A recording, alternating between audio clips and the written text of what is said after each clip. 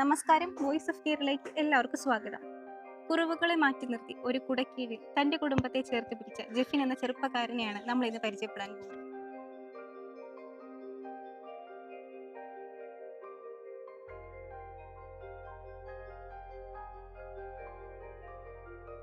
2 വയസ്സിലൊരു പനി വന്നാണ് ഇങ്ങനെ നടക്കാൻ പറ്റില്ല എന്നുള്ളത് ഹോസ്പിറ്റലിൽ കൊണ്ടുപോയി കഴിഞ്ഞപ്പോൾ അറിയാൻ പറ്റിയത്. ആൾക്കാര് തെറിയൊക്കെ വിളിച്ചിട്ടുണ്ട് ശരിക്കും പറഞ്ഞു കഴിഞ്ഞാൽ. എല്ലാവരെയും പോലെ നമുക്ക് പരസ്യം ചെയ്യാനുള്ള അതിനുള്ള സാമ്പത്തിക സ്ഥിതിയൊന്നുമില്ല. എല്ലാവരും മാക്സിമം സപ്പോർട്ട് ചെയ്യുക. നിങ്ങൾക്ക് ഒരു കുടയെങ്കിൽ ഒരു കുടയായാലും ഞാൻ അയച്ചു തന്നെയായിരിക്കും. എൻ്റെ പേര് ജെഫിൻ. ഞാനൊരു അങ്കമാലിക്കാരനാണ്. ഞാൻ ജന്മന ഇരുകാലുകൾക്കും ചലനശേഷിയില്ലാത്ത വ്യക്തിയാണ്. ഞാൻ ഇപ്പോൾ കുട നിർമ്മാണമാണ് നമ്മൾ ചെയ്യണത്. നമ്മുടെ ജോലി കുട നിർമ്മാണമാണ്. ഞാനിപ്പോൾ 14 കൊല്ലമായി കുട നിർമ്മാണം തുടങ്ങിയിട്ട്. എൻ്റെ വീട്ടിൽ അപ്പച്ചൻ, അമ്മച്ചി, അനിയനാണ് ഉള്ളത്. ജെഫിന്റെ ഒരു വരുമാനത്തിലാണ് നമ്മുടെ ഈ ഒരു കുടുംബം കഴിഞ്ഞു പോകുന്നത്. അതെ അതെ അതെ അതെ ഈ കുട നിർമ്മാണത്തില് അതെ എങ്ങനെയാണ് അപ്പൊ ഇതിലെ വരുമാനമൊക്കെ കിട്ടുന്നത്? കുഴപ്പമില്ല. നമ്മൾ ഇപ്പോൾ കൊറിയർ വഴിയൊക്കെ അയച്ചു കൊടുക്കാറുണ്ട്. ആൾക്കാർ നേരിട്ടും വരാറുണ്ട്. കൊറിയർ വഴിയും നമ്മൾ അയച്ചു കൊടുക്കാറുണ്ട്. ഇപ്പോ ജെഫിന്റെ ഈ ഒരു വയ്യാഴിക എന്നുള്ള സംഭവം മുതലെടുത്തുകൊണ്ട് ഇതില് ഒരുപാട് പറ്റിക്കലൊക്കെ നടക്കുന്നുണ്ടോ? പറ്റിക്കല് ഇതുവരെയും ഇല്ല. പിന്നെ എനിക്ക് മോശം അനുഭവങ്ങൾ വന്നിട്ടുണ്ട്. പക്ഷെ നമ്മൾ അത് നോക്കിയിട്ട് കാര്യമില്ലല്ലോ. നമ്മുടെ ഉപജീവനത്തിനുള്ളത് നമ്മൾ തന്നെ കണ്ടെത്തണമല്ലോ. മോശം ആദ്യം എന്ത് ജോലിയായാലും നമ്മൾ മോശം ആയിട്ട് ഒക്കെ വരും. ആൾക്കാർ തെറിയൊക്കെ വിളിച്ചിട്ടുണ്ട് ശരിക്കും പറഞ്ഞു കഴിഞ്ഞാൽ. ഇൻസ്റ്റയിൽ നമ്മൾ കമൻ്റ് ഒക്കെ ഇട്ടാണ് നമ്മൾ കച്ചവടങ്ങൾ ചെയ്യണത്. അതൊരു സെലിബ്രിറ്റികളുടെ അക്കൗണ്ടിൻ്റെ താഴെയൊക്കെ നമ്മളെക്കുറിച്ചുള്ള ഡീറ്റെയിൽ ഇടും. അപ്പോൾ അതിനകത്തുനിന്ന് കുറേ തെറികളും കാര്യങ്ങളൊക്കെ നമുക്ക് കിട്ടിയിട്ടുണ്ട്. ജെഫിൻ എങ്ങനെയാണ് ഈ ഒരു ബിസിനസ്സിലേക്ക് കടന്നത്? ഞാൻ ഞങ്ങളെപ്പോലുള്ള ഒരു ഭിന്നശേഷിക്കാർ പഠിക്കണ അവിടെ സാധാരണ പഠിപ്പിക്കണ ഇതാന്ന് ചോദിച്ചാൽ സാധാരണ നമ്മൾ എഴുതാനും വായിക്കാനും അങ്ങനെ പഠിപ്പിക്കുന്ന ഇതാന്ന് ചോദിച്ചാൽ നമ്മൾ പോയത്. അപ്പോൾ അവിടെ ചെന്നപ്പോഴാണ് അറിഞ്ഞത് ഇങ്ങനെ സ്വയം തൊഴിലിന് വേണ്ടിയുള്ള പരിശീലനം കൊടുക്കണ ഇതാണെന്നുള്ളത്. അപ്പോൾ അവിടെ ഒരു കൊല്ലത്തെ കോഴ്സായിരുന്നു. നമ്മളത് പഠിച്ചു. അവിടെ ഗീത എന്ന് പറഞ്ഞ ടീച്ചറായിരുന്നു. ഫേറ്റ് ഇന്ത്യ, സ്ഥാപനത്തിൻ്റെ പേര് ഫേറ്റ് ഇന്ത്യ എന്നാണ്. അവിടുത്തെ ഇതായിട്ട് നിൽക്കുന്നത് മറ്റേ മോശ ടീച്ചറാണ്. അത് മെയിൻ കാര്യങ്ങളൊക്കെ നോക്കണത് മോശി എന്ന് പറഞ്ഞ ടീച്ചറാണ്. ടീച്ചർ നല്ല സപ്പോർട്ടും കാര്യങ്ങളൊക്കെ ആയിരുന്നു. പിന്നെ പഠിപ്പിച്ചത് ഗീത എന്ന് പറഞ്ഞ ടീച്ചറാണ്. ടീച്ചറിനൊരു പ്രത്യേകതയുണ്ട്. ടീച്ചർ ഒരു കണ്ണ് കാണൂല്ലാത്തൊരു വ്യക്തിയാണ്. ടീച്ചറാണ് എന്നെ കുട നിർമ്മാണം പഠിപ്പിച്ചത്. ടീച്ചറിൻ്റെ കയ്യിന്ന് കുറേ പോസിറ്റീവ് എനർജികളൊക്കെ നമുക്ക് കിട്ടിയിട്ടുണ്ട്.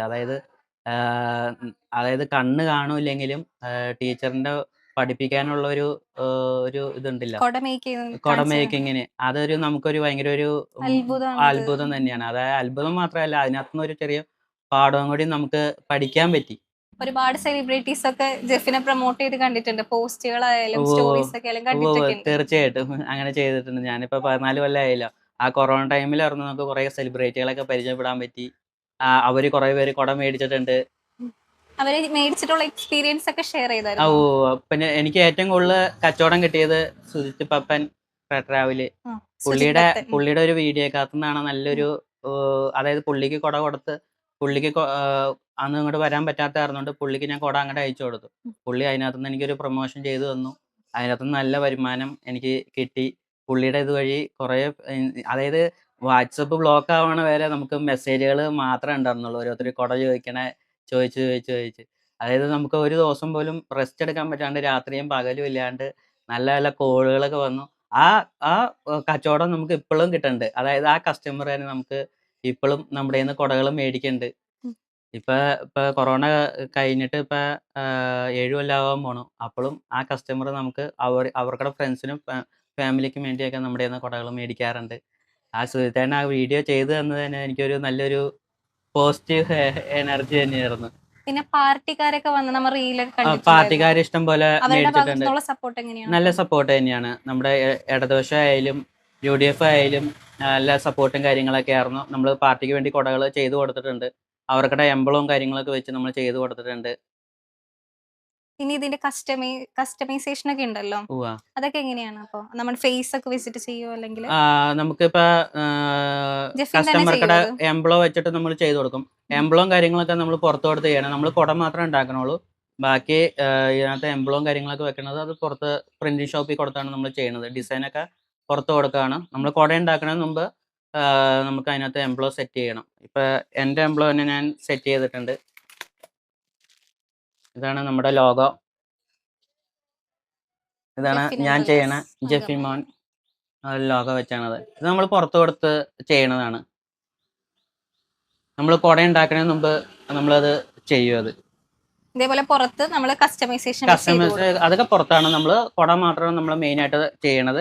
പിന്നെ ആൾക്കാർ കമ്പനിക്ക് വേണ്ടി ലോഗോ ചെയ്യാൻ പറഞ്ഞു കഴിഞ്ഞാൽ നമ്മൾ അങ്ങനെ ചെയ്തും കൊടുക്കും. അപ്പൊ ഈ കൊടയുടെ റേറ്റിലൊക്കെ അപ്പൊ വ്യത്യാസം വരില്ലേ? വ്യത്യാസം വരും. അത് ലോഗോ ചെയ്യുമ്പോൾ സെപ്പറേറ്റ് ചാർജ്, നമുക്ക് സെപ്പറേറ്റ് ചാർജും കാര്യങ്ങളൊക്കെ വരുന്നുണ്ട്. അതെങ്ങനെ ചെയ്യുമ്പോഴാണ് അപ്പൊ നമുക്ക് ലാഭം കിട്ടുന്നത്? ഒരു എംബ്ലം വെച്ച് ചെയ്യുമ്പോൾ മനസ്സിലായില്ല. ബൾക്കായിട്ട് എടുക്കുമ്പോഴാണ്. അതായത് എംപ്ലോയ് വെച്ച് ചെയ്യുകയാണെങ്കിൽ, ബൾക്കായിട്ട് എടുക്കുകയാണെങ്കിൽ നമുക്കത് ലാഭമായിരിക്കുള്ളൂ.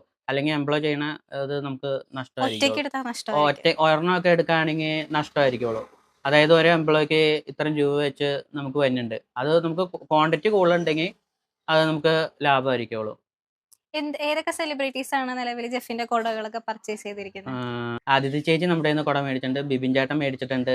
ബിബിൻ ചേട്ടനൊക്കെ ഇവിടെ വന്നിട്ടാണോ മേടിച്ചത്? അല്ലല്ല, ബിബിൻ ചേട്ടൻ ഞാൻ കൊറിയർ വഴി അയച്ചു കൊടുക്കണം. ആദിത്യ ചേച്ചിക്ക് നമ്മൾ കൊറിയർ വഴിയായിരുന്നു. കൊറിയർ അവൈലബിൾ ആണല്ലേ? കൊറിയർ ഉണ്ട്. നമ്മൾ ദൂരം പരിധി വരെ അപ്പൊ അത് കിട്ടും? അത് നമ്മൾ ഇന്ത്യക്ക് വെളിയിലോട്ടില്ല, ബാക്കി ഇന്ത്യക്ക് എല്ലാ എല്ലാ സംസ്ഥാനത്തേക്കും സ്ഥലത്തോട്ടും നമ്മൾ കൊറിയർ വഴി അയച്ചു കൊടുക്കും. ഇപ്പൊ സ്റ്റിൽ കൊറിയർ മാത്രമാണ്? ഇപ്പൊ കൊറിയർ മാത്രമുണ്ട്, വീട്ടിൽ വന്ന് മേടിക്കുന്നവരും ഉണ്ട്. ജെഫിൻ കൊണ്ടേ കൊടുക്കാറുണ്ടെന്ന് കേട്ടായിരുന്നു വീടുകളിലൊക്കെ. അതൊക്കെ എങ്ങനെയാ? നമ്മൾ ഫസ്റ്റ് ഇങ്ങനെ ഫേറ്റിന്റെ പോയാണ് ഇങ്ങനെ പഠിച്ചെന്നുള്ള കാര്യങ്ങൾ പറഞ്ഞു തന്നല്ലോ. അപ്പൊ എനിക്ക് ഫസ്റ്റ് നമ്മുടെ കയ്യിൽ ഒറ്റ പൈസ നമ്മുടെ കയ്യിൽ ഉണ്ടായിരുന്നില്ല. ഓണാവധിക്ക് വന്നു കഴിഞ്ഞപ്പോൾ ടീച്ചർ എനിക്കൊരു 1000 രൂപ വന്നു. ആ 1000 രൂപയ്ക്ക് നമ്മൾ അവിടെ വെച്ച് തന്നെ മെറ്റീരിയൽ എടുത്തിട്ട് ടീച്ചർമാർ തന്നെ എനിക്ക് മെറ്റീരിയലും കാര്യങ്ങളൊക്കെ എടുത്ത് തന്നു. അത് നമ്മൾ അവധിക്ക് വന്നു കഴിഞ്ഞപ്പോൾ ഇവിടെ അയൽക്കങ്ങളിലൊക്കെ എൻ്റെ വീൽ ചെയർമ കൂടെ നടന്ന് അയൽക്കങ്ങളിലൊക്കെ നമ്മൾ കൊടുത്തു. അത് കഴിഞ്ഞ് നമ്മൾ വെക്കേഷൻ 10 ദിവസത്തെ വെക്കേഷൻ കഴിഞ്ഞ് ചെന്ന് കഴിഞ്ഞപ്പോൾ ടീച്ചറിൻ്റെ 1000 രൂപ എനിക്കത് തിരിച്ചു കൊടുക്കാൻ പറ്റി. പിന്നെ അതിനകത്തുനിന്ന് ലാഭം കിട്ടിയ പൈസയ്ക്ക് നമ്മൾ കുറച്ച് മെറ്റീരിയൽ ലോൺ എടുത്തു. ഒരു 5 മെറ്റീരിയൽ ലോൺ എടുത്തു. അപ്പോൾ ബാലു എന്ന് പറഞ്ഞ സാറുണ്ട്. സാറും എനിക്കൊരു 1000 രൂപ തന്ന് സപ്പോർട്ട് ചെയ്തു. അത് നമ്മൾ അടുത്ത ക്രിസ്മസ് അവധിക്ക് നമ്മൾ പോയി കഴിഞ്ഞപ്പോൾ നമ്മൾ 10 കുട ഉണ്ടാക്കി കൊടുന്ന് ഇതുപോലെ തന്നെ നമ്മൾ വീടുകളിൽ കൊണ്ടുപോയി കൊടുത്തു. അത് കഴിഞ്ഞിട്ട് എനിക്കും അത് സാറിന് തിരിച്ചു കൊടുക്കാൻ പറ്റി. അവധി കഴിഞ്ഞ് ചെന്ന് കഴിഞ്ഞപ്പോൾ എനിക്ക് തിരിച്ചു കൊടുക്കാൻ പറ്റി. സാറായിരുന്നു എനിക്ക് വീൽ ചെയറും കാര്യങ്ങളൊക്കെ മേടിച്ച് തന്നത്. ആ വീൽ ചെയർ ഇപ്പോൾ ചീത്തയായി, അത് ഒത്തിരി കൊല്ലങ്ങളായല്ലോ. അപ്പോൾ വീൽ ചെയർ ചീത്തയായി. ഞാൻ ആ വീൽ ചെയറിൽ നിന്നാണ് കച്ചവടം നമ്മൾ സ്റ്റാർട്ട് ചെയ്തത്.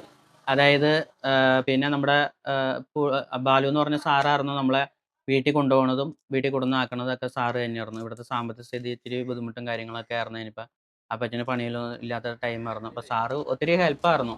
സാറ് തന്നെയാണ് എനിക്ക് വീൽ ചെയറും കാര്യങ്ങളൊക്കെ മേടിച്ച് തന്നത്. സാറിനോട് എത്ര നന്ദി പറഞ്ഞാലും മതിയാവില്ല. അത്രയ്ക്ക് ഉപകാരങ്ങളാണ് നമുക്ക് ചെയ്തു തന്നത്.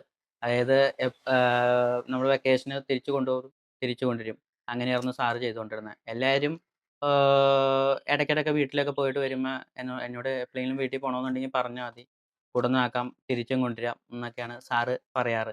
സാറൊരു നല്ലൊരു മനുഷ്യനായിരുന്നു. സാറിന് അങ്ങനെ ഒരു ചിന്ത തോന്നിയത് തന്നെ ദൈവത്തിൻ്റെ ഒരു അനുഗ്രഹം തന്നെയായിരുന്നു. സാറിനെ എന്താ പറയുക, എനിക്ക് വാക്കുകൾ കിട്ടണില്ല. അത്രയ്ക്ക് നല്ലൊരു മനുഷ്യനായിരുന്നു. നമ്മൾ അവിടുത്തെ കോഴ്സ് കഴിഞ്ഞ് വന്നു കഴിഞ്ഞപ്പോൾ നമ്മൾ കുറച്ച് മെറ്റീരിയൽ നമ്മൾ എറണാകുളത്തു നിന്നാണ് ഫസ്റ്റ് ടൈം എടുത്തുകൊണ്ടിരുന്നത്. അപ്പോൾ അപ്പച്ചൻ ബസ്സിന് പോയി സാധനങ്ങൾ എടുത്തുകൊണ്ട് വരും. പിന്നെ എങ്ങനെ വിൽക്കണ്ടേന്നുള്ളതായി, നമുക്ക് എങ്ങനെ വിൽക്കും എന്നുള്ള ഇത് തുടങ്ങി. അപ്പോൾ അത് കഴിഞ്ഞപ്പോഴാണ് നമ്മുടെ കയ്യിൽ വീൽ ചെയറുള്ള കേസ് നമ്മൾ ശ്രദ്ധിച്ചത്. അപ്പോൾ നമ്മുടെ വീടിൻ്റെ മുമ്പിൽ ഒരു ടീഫോയ് കൊടുന്നിട്ടിട്ട് നമ്മൾ ഒരു ചാമ്പ് വയ്പ്പൊക്കെ ഉണ്ടായിരുന്നു. അപ്പോൾ ഒരു കുടകളൊക്കെ ചാമ്പ് വയ്പ്പുമ്മ വീടിൻ്റെ മുമ്പിൽ ചാമ്പ് വയ്പ്പൊക്കെ ഉണ്ടായിരുന്നു. അപ്പോൾ ചാമ്പ് വയ്പ്പുമ്മ നമ്മൾ കുടകളൊക്കെ നിരത്തി വെച്ച് കുറച്ച് ടീഫോയുമ്മ വെച്ച് നമ്മളവിടെ പോയി കഴിഞ്ഞപ്പോൾ ഫിനോയിൽ, സോപ്പ് പൊടി, ഹാൻഡ് വാഷ് അങ്ങനത്തെ സാധനങ്ങളൊക്കെ ഉണ്ടായിരുന്നു. അതും കൂടിയായിരുന്നു നമ്മൾ പഠിച്ചായിരുന്നത്. അപ്പോൾ അതൊക്കെ നമ്മൾ ടീഫോയുമ്മ കൊണ്ട് നിരത്തി വെച്ച് വഴി പോണ ആൾക്കാരെയൊക്കെ കൈ കൊണ്ട് തടഞ്ഞു നിർത്തി സപ്പോർട്ട് ചെയ്യണമെന്നൊക്കെ പറഞ്ഞ് അങ്ങനെയായിരുന്നു നമ്മുടെ തുടക്കം. കച്ചവടത്തിൻ്റെ തുടക്കം അങ്ങനെയായിരുന്നു. അങ്ങനെ 2 കൊല്ലം കഴിഞ്ഞുകൂടി. പിന്നെ നമുക്ക് ജില്ലാ പഞ്ചായത്തിൽ നിന്ന് മുൾച്ചക്ര വാഹനം കിട്ടി. ആ വണ്ടിയിലായിരുന്നു പിന്നെ എൻ്റെ അടുത്ത ആരംഭം. അതായത് നമുക്ക് ഇവിടെ ഇരുന്നിട്ട് വലിയ കാര്യമൊന്നുമില്ല. അപ്പോൾ നമുക്ക് കുറച്ചുകൂടി കച്ചവടം കുറച്ചുകൂടി ഇതിനകത്ത് എത്തിക്കണമെന്നുള്ള ഒരു ആഗ്രഹം തുടങ്ങി. അങ്ങനെ നമ്മൾ വണ്ടി ഓടിക്കാൻ പഠിച്ചു. വണ്ടി ഓടിച്ചൊക്കെ പഠിച്ച് കഴിഞ്ഞ് കഴിഞ്ഞപ്പോൾ നമ്മൾ ഓരോ വീടുകളിൽ എത്തിച്ചു തുടങ്ങി. അങ്ങനെ വീടുകളിൽ കൊടുന്ന് നടന്ന് വീടുകളിൽ അങ്ങനെ കൊടുക്കാൻ തുടങ്ങി. അങ്ങനെ വീടുകളിൽ കൊടുത്ത് കുറച്ച് റിസ്ക് ഒക്കെ ആയിരുന്നു. പട്ടീനെയൊക്കെ ഒത്തിരി പേടിച്ചിട്ടുണ്ട്. എന്താണെന്ന് വെച്ച് കഴിഞ്ഞാൽ ഭയങ്കര ടാസ്ക് പിടിച്ച പരിപാടിയായിരുന്നു. സാധാരണക്കാർക്ക് ഓടണ പോലെ എനിക്ക് ഓടാനൊന്നും പറ്റില്ലല്ലോ. അപ്പോൾ പട്ടികളൊക്കെ പിന്നാലെ ഓടി വന്നിട്ടുണ്ട്. നമ്മൾ വണ്ടിയും കൊണ്ട് അത്യാവശ്യം ഇതൊക്കെ ആയിട്ട് വണ്ടി കൊണ്ട് ഓടിച്ച് നല്ല സ്പീഡായിട്ടൊക്കെ ഓടിച്ചൊക്കെ പോയിട്ടുണ്ട്. കുറേ ടാസ്ക് ആയിരുന്നു. അതായത് സാധാരണക്കാർക്ക് കയറി പോണ പോലെ നമുക്ക് ഇങ്ങനെ കയറി പോകാൻ പറ്റില്ല. എല്ലായിടത്തും കയറി പോകാൻ പറ്റില്ല. വണ്ടി തിരിക്കാൻ ബുദ്ധിമുട്ടുള്ളിടത്തൊന്നും നമുക്ക് കയറാൻ പറ്റില്ല. അകത്തോട്ട് കയറ്റി കഴിഞ്ഞാൽ ആളില്ലെങ്കിൽ പിന്നെ അതും ഭയങ്കര റിസ്ക് ആണല്ലോ. അപ്പം ശരിക്കും പറഞ്ഞു കഴിഞ്ഞാൽ ജീവൻ പണയം വെച്ചുള്ള ഇതായിരുന്നു. നമ്മുടെ നമുക്ക് എങ്ങനെയെങ്കിലും ജീവിക്കണമല്ലോ. അപ്പം നമുക്ക് എന്തെങ്കിലും പണിയെടുത്താലേ ഉള്ളൂ നമുക്ക് നമ്മുടെ കാര്യങ്ങളൊക്കെ മുമ്പിലോട്ട് കൊണ്ടുപോകാൻ പറ്റുള്ളൂ. അത് കഴിഞ്ഞ് ഇനിയിപ്പോൾ ഇങ്ങനെ വണ്ടികൾ കൊടുന്ന് നടന്ന് വിൽക്കണ ടൈമായിരുന്നു. പിന്നെ നമുക്ക് കൊറോണ ടൈം അങ്ങനെ വന്നു. പിന്നെ പുറത്തിറങ്ങാൻ പറ്റാത്ത അവസ്ഥയായി. നമ്മുടെ മെറ്റീരിയലൊക്കെ ഉണ്ടാക്കിയതൊക്കെ അങ്ങനെ തന്നെ ഇരിക്കണയായി. അപ്പോൾ നമുക്കത് വിൽക്കാൻ പറ്റാത്ത ബുദ്ധിമുട്ടുകളും കാര്യങ്ങളൊക്കെ വന്നു. അപ്പം നമ്മൾ എന്ത് ചെയ്യുമെന്ന് വിചാരിച്ച് കഴിഞ്ഞപ്പോഴാണ് നമുക്കിത് എൻ്റെ ഒരു ഫ്രണ്ട് ഉണ്ട്, ജോഷി ചേട്ടനാണ് പേര്. പുള്ളി ഈ വീഡിയോ ഒക്കെ ചെയ്യുന്ന ആളാണ്. ഇങ്ങനെ ഭിന്നശേഷിക്കാരെ സപ്പോർട്ട് ചെയ്യുന്ന ആളാണ്. അപ്പോൾ പുള്ളി എനിക്കൊരു വീഡിയോ ചെയ്തു തന്നു. എന്നിട്ട് ഞാൻ വീഡിയോ ഫ്രീ ആയിട്ട് ചെയ്തു തരാം. ജോഷി ചേട്ടൻ എനിക്ക് അങ്ങനെ ഒരു വീഡിയോ ചെയ്തു തന്നു. ആ വീഡിയോ എനിക്ക് ഭയങ്കര ഒരു അതായത് ഭയങ്കര റീച്ചായി കിട്ടി. വീഡിയോക്കകത്തുനിന്ന് കുറേ പേര് അങ്ങനെ കൊറിയർ അയക്കാനൊക്കെ പറഞ്ഞ് അങ്ങനെ കൊറിയറൊക്കെ അയച്ചു തുടങ്ങി. അന്ന് ആർക്കും പുറത്തിറങ്ങാൻ പറ്റാത്ത അവസ്ഥയായിരുന്നു.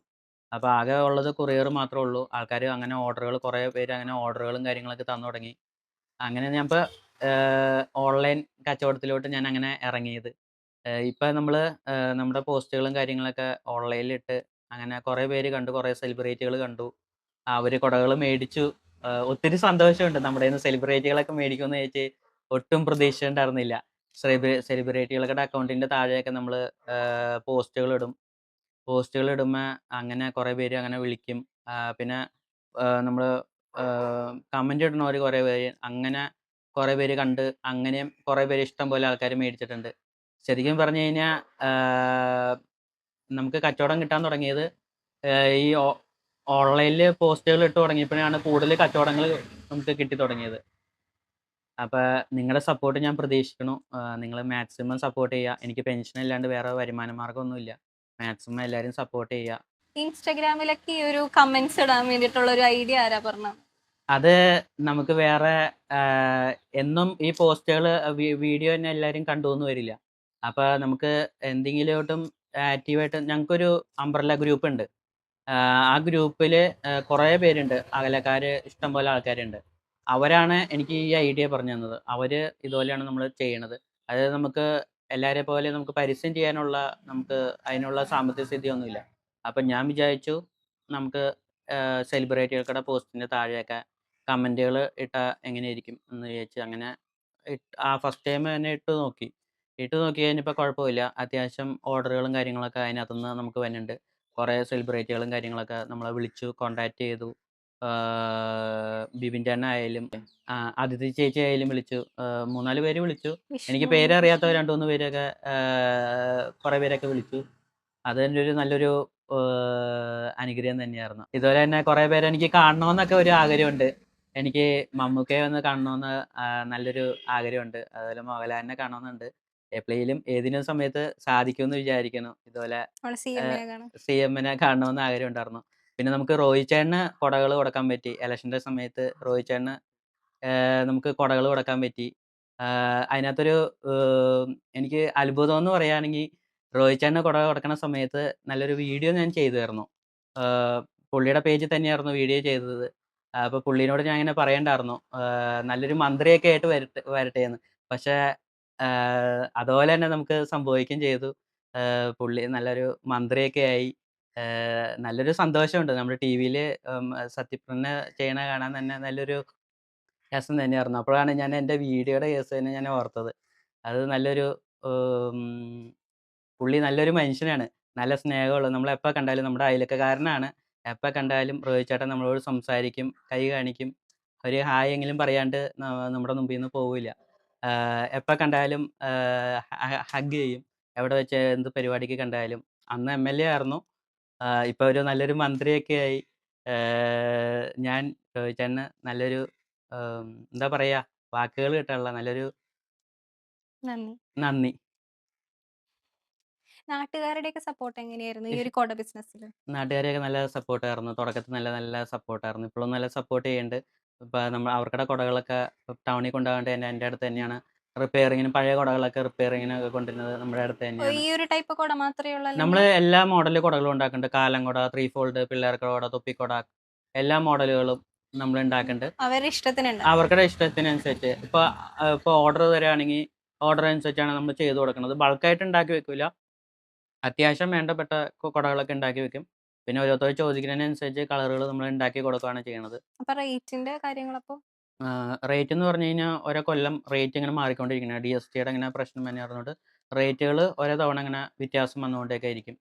ജെഫിന്റെ ഈ ഒരു കാല് അത് ശരിക്കും എങ്ങനെയാണ് സംഭവിച്ചത്? ജന്മനേ ഉള്ളതാണോ അല്ലെങ്കിൽ എന്തെങ്കിലും സംഭവിച്ചതാണോ? നമ്മൾ ജന്മന ഇരുകൈകൾക്കും ചലനശേഷിയില്ലാത്തൊരു വ്യക്തിയാണ്. നമ്മൾ ഒരു 2 വയസ്സിലൊരു പനി വന്നാണ് ഇങ്ങനെ നടക്കാൻ പറ്റില്ല എന്നുള്ളത് ഹോസ്പിറ്റലിൽ കൊണ്ടുപോയി കഴിഞ്ഞപ്പോൾ അറിയാൻ പറ്റിയത്. 2 വയസ്സ് വരെ ഒന്നും അറിയാൻ പറ്റില്ലായിരുന്നു. 2 വയസ്സായി കഴിഞ്ഞപ്പോൾ നമ്മുടെ മാറ്റങ്ങൾ കണ്ടു കഴിഞ്ഞാണ് അങ്ങനെ അറിഞ്ഞത്. എത്ര സമയം വരെ എടുക്കും ഒരു കുട ഫിനിഷ് ചെയ്യാനായിട്ട്? നമ്മൾ ഒരു ദിവസം ചിലപ്പോൾ 12, 8, 10 അങ്ങനെ കുടകൾ നമ്മൾ ഇരിക്കുന്നതിനനുസരിച്ച്. നമ്മൾ രാവിലെ 7 മണി തൊട്ട് ഇരുന്ന് രാത്രി 7 മണി വരെയാണ് നമ്മൾ സാധാരണ ഒരു ആ പണിയാറ്. ഒരു ടൈം ഫുള്ള് ഇരിക്കും. ടൈം ഫുള്ള് ഇരിക്കും. അപ്പൊ ഒരു അപ്പോൾ കുടയ്ക്ക് ഏകദേശം എത്ര ടൈമൊക്കെ എടുക്കും അപ്പൊ? അരമണിക്കൂർ, തുടക്കത്തിലൊക്കെ 1 മണിക്കൂറൊക്കെ പിടിച്ചിട്ടുണ്ട്. അത് നമ്മൾ ഇരിക്കുന്നതിനനുസരിച്ച്.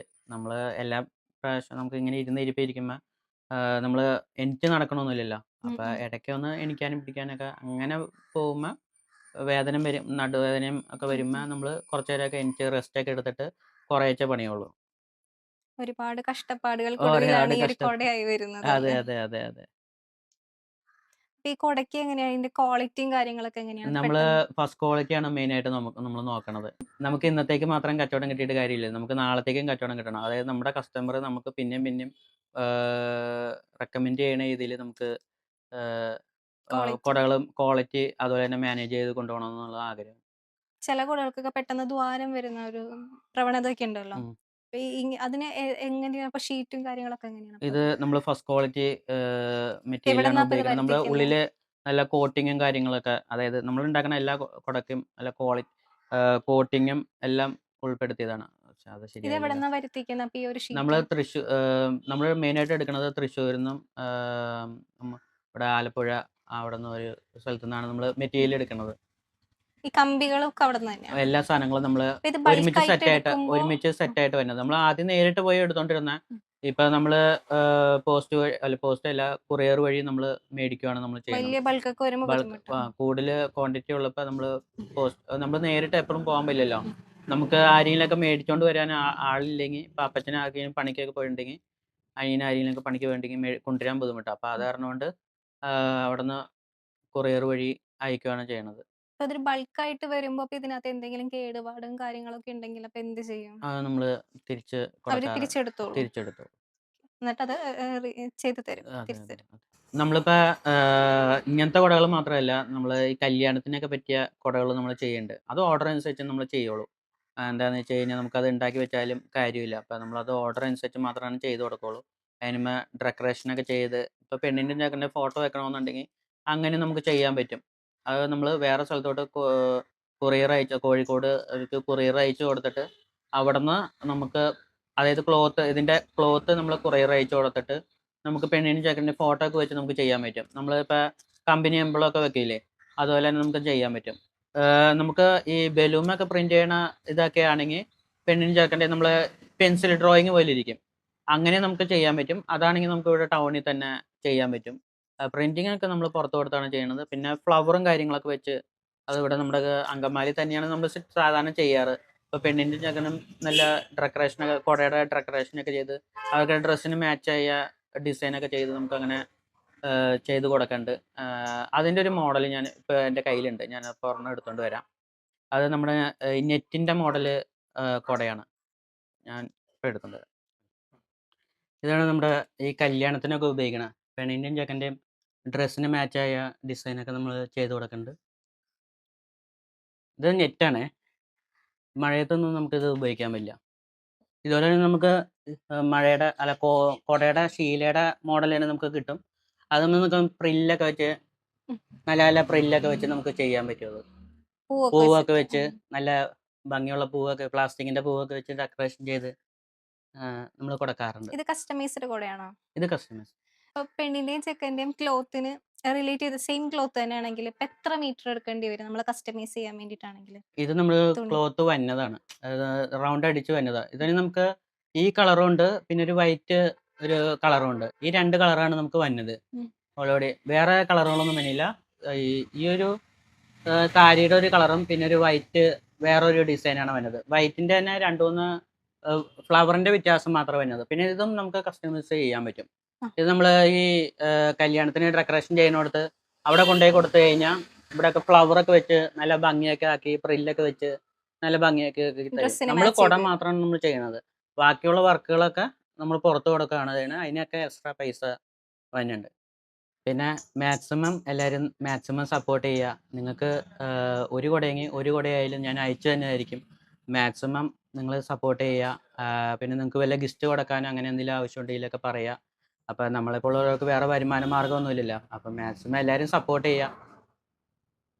ജെഫിനെ പോലുള്ളവർ ഇനിയും നമ്മുടെ ഒരു ലോകത്തേക്ക് മുന്നോട്ട് വരട്ടെ, അവരുടെ കഴിവുകൾ കൊണ്ട് അവർ ഈ അതന്നെ. ലോകത്ത് തെളിയട്ടെ ഓക്കെ എന്ന് നമ്മൾ ആശംസിക്കുകയാണ്. അത് ഈ ഒരു ചെറിയൊരു കുറവ് തന്നെ അതൊരു കുറവേ അല്ലാത്ത രീതിക്ക് നമ്മൾ ഒരു കുടുംബം പുലർത്താൻ ജെഫിന് സാധിക്കുന്നുണ്ടെങ്കിൽ അതാണ് ഏറ്റവും വലിയൊരു ഐശ്വര്യം എന്ന് പറയുന്നത്, അനുഗ്രഹം എന്ന് പറയുന്നത് ഓക്കെ തന്നെ. ഓക്കെ അപ്പോൾ ഇനിയും ഒരുപാട് ഉയരങ്ങൾ എത്തട്ടെ, ഒരുപാട് വലിയ വലിയ വ്യക്തികളെ കാണാൻ സാധിക്കട്ടെ എന്ന് പറഞ്ഞ് നിർത്തുന്നു. ഓക്കെ നന്ദി. Thank you.